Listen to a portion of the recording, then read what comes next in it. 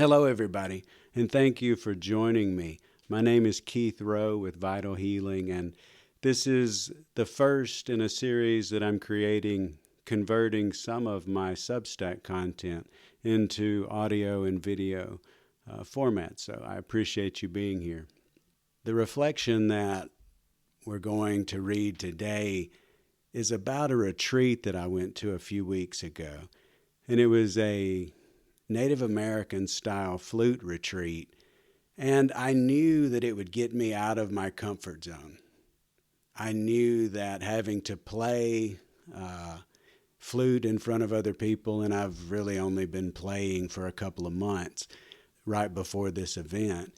And so I knew it would make me get vulnerable and have to get outside of my ego and stop worrying about being perfect and just allow. And it was a lot. It really stretched me. And still, I enjoyed it greatly and I grew from it immensely. And so the title of this piece is called "The Sound of Belonging: How the Flute Deepened My Heart Connection." After a week of music and stillness, I sat waiting for my flight at LAX, feeling myself pause between two worlds. The hum of the airport, it carried its own rhythm, and it was very different from the monastery's quiet halls where I had spent the week before, and that had been filled with flutes, laughter, and community. I had just left Encino, California, and the Sisters of Social Service Monastery, where Clint Goss, Vera Shanov, and Kalani hosted their annual Flute Harvest workshop.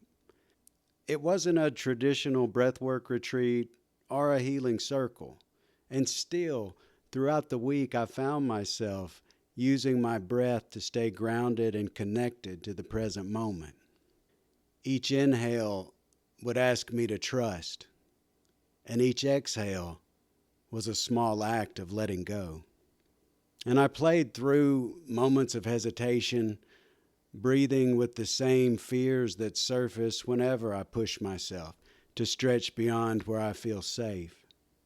And there were circles too, music circles that carried the same quiet reverence as sacred healing space. The group would sit together, improvising and listening, taking turns, offering our sounds to the room. And these moments, they became opportunities for us to hold space for each other.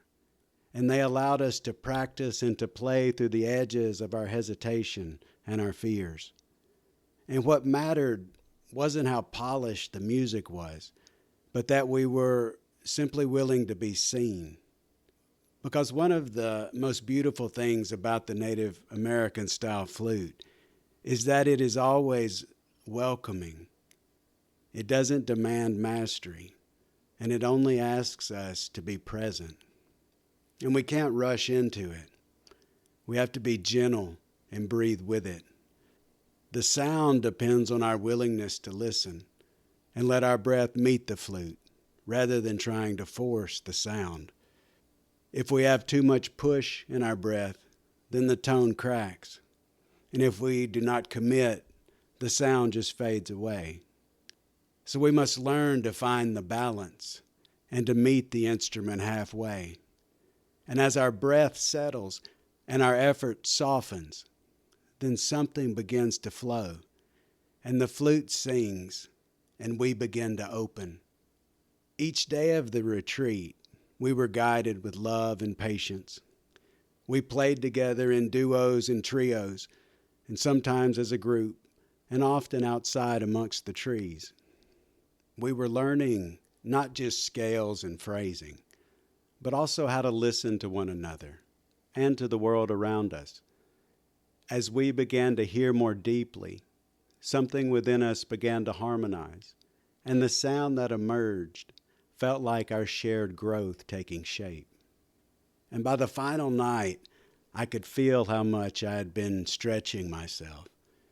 We had a final performance where we formed small groups, some in twos and others in 3 or 4 players, each person sharing something they had practiced and pieced together during the week. And standing there with my flute in my hand, I could feel my heart pounding. And I've been in front of groups many times before, but this felt different. There's nowhere to hide when you're standing in front of others playing music and letting them hear the tremor in your voice or in your sounds. And as I began to play, my breath shook a little. But then it carried me. And the melody, it wasn't perfect, but it was honest, and that was enough. And what moved me most that night wasn't my own playing, but how others received it. Every person was listened to with such kindness. Every note, no matter how uncertain, was welcomed. It reminded me that healing happens not through control or performance, but through belonging. And afterward, I kept thinking about how early in our lives the fear of expressing ourselves can begin. These fears, they can be caused by the times that maybe we're told, even playfully, to stop making noise. Or maybe someone has laughed at our singing or teased our attempts to play an instrument. And that person may not have meant any harm, but still those moments can linger. They teach us to stay quiet, to hold back, and to doubt the worth of our own voice. At Flute Harvest, some of that old story began to dissolve. I could feel how deeply we all long to be heard, and how each note can become a small act of returning home to ourselves. And back at the airport, that awareness stayed with me. I found myself reflecting on how many forms healing can take. Sometimes it looks like lying on a mat and breathing through tears. And other times it looks like a circle of flutes under the trees, or simply having the courage to let yourself be seen. So wherever you are on your journey, find the spaces that help you come alive. Pick up the instrument, take the walk, and join the circles that call you forward. Because healing doesn't always announce itself as healing. Sometimes it begins quietly, in the way we breathe a little deeper, open our hearts a little wider, and find ourselves once more at home in the world. And every time we say yes to that, we bring a little more life back to ourselves and to everything around us. I had a really great time at Flute Harvest. Clint, Vera, and Kalani did a wonderful job with all the exercises and making everyone feel comfortable. So if you're interested, the Native American style flute is easy to play, and it's a wonderful instrument to learn.